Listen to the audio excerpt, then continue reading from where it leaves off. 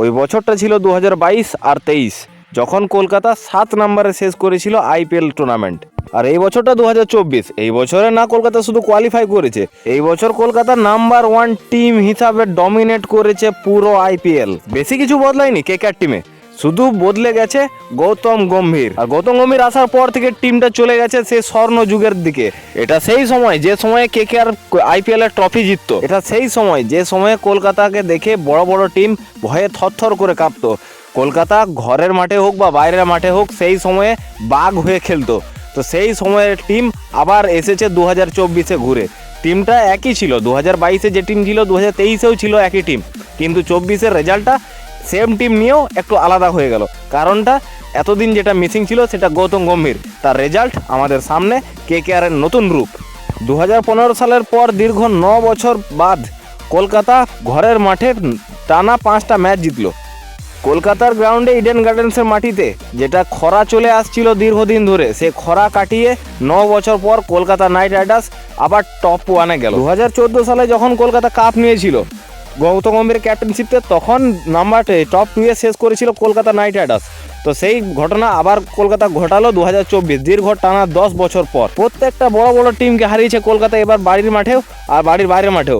ওয়াংখেড়েতে গিয়ে মুম্বাইকে হারিয়েছে, চেন্নাই সমিতি গিয়ে ব্যাঙ্গালোরকে হারিয়েছে, লখনৌয়ের একানাতে যেখানে স্লো পিচ সেখানেও 200 পার করে দেখিয়েছে কলকাতা নাইট রাইডার্স। আইপিএল অকশনের পর অন পেপার যে টিমটাকে দেখে সবাই তাচ্ছিলের হাসি হেসেছিল। রাসেল নারিন বুড়ো হয়ে গেছে এই কথাটা যারা বলেছিল, তারা এখন যোগ্য জবাব তাদেরকে দিচ্ছে রাসেল এবং নারিন। আইপিএল ইতিহাসে সুনীল নারিন ভাগতে চলেছে বড় রেকর্ড, যেটা একমাত্র রয়েছে প্রাক্তন প্লেয়ার শেন ওয়াটসনের নামে। আইপিএল ইতিহাসে অলরাউন্ডার হিসাবে সব থেকে বেশি রান রয়েছে শেন ওয়াটসনের, 472 রান, এবং তার সাথে 15টা উইকেট, যেটা আজ পর্যন্ত কেউ করতে পারেনি। কিন্তু নারিন সেটা একদম চলে গেছে সামনে, 460 রান, আর 12টি রান করলে নারিন টপকে যাবে শেন ওয়াটসনকে। আর দুটো উইকেট পেয়ে গেলে নারিন টপকে দিচ্ছে শেন ওয়াটসনকে, যেটা আজ পর্যন্ত কেউ করতে পারেনি আইপিএল ইতিহাসে। সেটাই করে দেখাতে চলেছে কলকাতার সুনীল নারিন।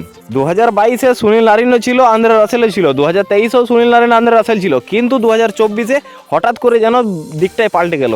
গৌতম গম্ভীর আসার পর যে রাসেল আর নারিনের ফ্লপ শো চলছিল 2 বছর ধরে, সে রাসেল আর নারিন একজন বুড়িমার চকলেট আর একজন ব্ল্যাক ক্যাট হিসাবে ফেটে পড়েছে এই 2024-এর আইপিএল। যারা এতদিন নারিনকে ভাবতো ফটকা প্লেয়ার, আর সেই নারিনই ফাটাচ্ছে 2024 আইপিএল। গৌতম গম্ভীরের পাশাপাশি রয়েছে শ্রেয়াস আইয়ার, যার অবদান কলকাতার টিমে কম না, যার ভূমিকা যথেষ্ট রয়েছে কলকাতার টিমে। কলকাতার টিমটাকে শক্তভাবে ধরে রাখা এবং পরিচালনা করা গ্রাউন্ডের ভেতর থেকে, সেটা শ্রেয়াস আইয়ার যথার্থভাবে করে দেখিয়েছে। শ্রেয়াস আইয়ার সেই ক্যাপ্টেন যে দিল্লি ক্যাপিটালসকে ফাইনালে নিয়ে গিয়েছিল, আবার শ্রেয়াস আইয়ার সেই ক্যাপ্টেন যে কলকাতাকে আবার ফাইনালে নিয়ে যেতে চলেছে। কলকাতার ব্রহ্মাস্ত্র, যেটা নিয়ে কলকাতা গর্ব করতো, সেই স্পিন ডিপার্টমেন্টকে আবার দেখা যাচ্ছে জ্বলে উঠতে। যেখানে আগের ম্যাচে মুম্বাইয়ের সাথে 95 রান 9 ওভারে দিয়েছিল পেসাররা, সেখানে মাত্র 38 রান দিয়েছে কলকাতার স্পিন বোলাররা। কলকাতার টপ 2-এ শেষ করছে এই বছর 2024-এর আইপিএল, আর টপ 1-এ থেকে কলকাতা শেষ করবে, কারণ এখনও 2টো ম্যাচ রয়েছে, 2টোর মধ্যে 2টো জিতে গেলে তো 22 পয়েন্টে চলে যাচ্ছে। তো 22 পয়েন্টে শেষ করা এটা কলকাতার একটা গর্বের ব্যাপার। তো কলকাতা ফাইনাল খেলছে এটা কনফার্ম, আর কাপ নিয়ে বেরিয়ে আসার প্রবল দাবেদার, তার উপরে কোনো টিম এখনও পর্যন্ত নেই। তো বন্ধুরা, যদি ভিডিও ভালো লেগে থাকে তো ভিডিওতে একটা লাইক, একটা সাবস্ক্রাইব করে দিও, আর জড়িত থাকো চ্যানেলের সাথে। রেগুলার ক্রিকেট রিলেটেড ভিডিও পেতে থাকবে এই চ্যানেলে, আর ক্রিকেট ভালোবেসে থাকলে জড়িত থাকো।